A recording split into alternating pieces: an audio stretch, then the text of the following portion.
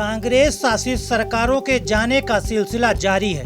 पहले मध्य प्रदेश में कांग्रेस की सरकार गई, इस बार केंद्र शासित प्रदेश पुडुचेरी में कांग्रेस की अगुवाई वाली सरकार गिर गई। मुख्यमंत्री बी नारायणसामी सोमवार को बहुमत साबित नहीं कर सके और अपने विधायकों के साथ सदन से वॉकआउट कर दिया। उन्होंने राज्यपाल को इस्तीफा सौंप दिया। अब सवाल उठता है कि इसके बाद पुडुचेरी में किसकी सरकार आएगी। सत्तारूढ़ गठबंधन की संख्या रविवार को 2 और विधायकों के इस्तीफे के बाद घटकर 11 हो गई। वहीं 33 सदस्यीय विधानसभा में विपक्ष के पास 14 विधायकों का समर्थन है। 6 विधायकों के इस्तीफे और 1 विधायक के अयोग्य घोषित होने के बाद सदन में 26 विधायक बचे हैं। ऐसे में बहुमत के लिए 14 विधायकों की जरूरत है।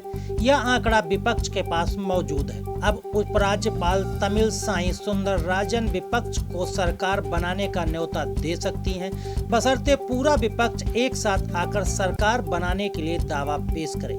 इस गठबंधन में मुख्य तौर पर AIADMK के 4 विधायक हैं, वहीं भाजपा के 3 नामित विधायक हैं। साथ ही ऑल इंडिया NR कांग्रेस के 7 विधायक हैं। यह दल NDA का सहयोगी है। इसके नेता एन रंगास्वामी है। एन रंगास्वामी पुडुचेरी के पूर्व मुख्यमंत्री रह चुके हैं। संभावना है कि राज्यपाल विपक्ष के सबसे बड़े घटक दल के नेता एन रंगास्वामी को सरकार बनाने का मौका दे सकती है। वहीं पुडुचेरी में राष्ट्रपति शासन की संभावनाओं को भी नकारा नहीं जा सकता। यह भी एक विकल्प है। उपराज्यपाल तमिलसाई सुंदरराजन तमिलनाडु में बीजेपी की अध्यक्ष रह चुकी हैं। अगर राष्ट्रपति शासन लागू होता है तो राज्य की सत्ता का नियंत्रण सीधे केंद्र सरकार के हाथों में होगा। विधानसभा के विशेष सत्र में बहुमत खोने के बाद मुख्यमंत्री बी नारायणसामी ने पूर्व उपराज्यपाल किरण बेदी और केंद्र सरकार पर निशाना साधा। उन्होंने कहा कि केंद्र सरकार ने विपक्ष के साथ मिलकर मेरी सरकार गिराने की साजिश रची है। अगर हमारे विधायक हमारे साथ होते तो सरकार 5 साल चलती। नारायणसामी ने कहा कि हमने द्रमुक और निर्दलीय विधायकों के समर्थन से सरकार बनाई थी। इसके बाद हमने कई चुनाव देखे हैं।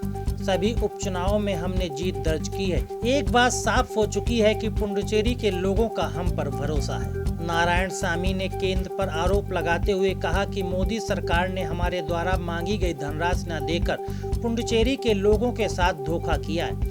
तमिलनाडु और पुडुचेरी में हम 2 भाषी प्रणाली का पालन करते हैं, लेकिन भाजपा हिंदी को लागू करने की जबरन कोशिश कर रही है। बता दें कि हाल ही में कांग्रेस के 4 विधायकों के इस्तीफे के बाद सरकार पर संकट के बादल गहरा गए थे। इसके बाद उपराज्यपाल तमिलसाई सुंदरराजन ने सरकार को बहुमत साबित करने को कहा था। फ्लोर टेस्ट से एक दिन पहले ही रविवार को कांग्रेस और गठबंधन में शामिल DMK के एक विधायक ने इस्तीफा दे दिया। इसके बाद नारायणसामी सरकार अल्पमत में आ गई। वहीं विधानसभा अध्यक्ष का कहना है कि नारायणसामी सरकार बहुमत साबित नहीं कर सकी और सदन की कार्रवाई को अनिश्चितकालीन के लिए स्थगित कर दिया गया है। भारतीय जनता पार्टी के IT सेल के प्रभारी अमित मालवीय ने पुडुचेरी में कांग्रेस सरकार गिरने पर राहुल गांधी पर तंज कसा है। उन्होंने अंग्रेजी में एक कहावत ट्वीट की जिसका अर्थ यूं निकलता है, जहां जहां पैर पड़े वहां हुआ बंटाधार। उन्होंने लिखा कि राहुल गांधी पुडुचेरी गए और अपने मिडास टच को सच साबित किया। कांग्रेस ने केंद्र शासित प्रदेश में अपनी सरकार गंवा दी है।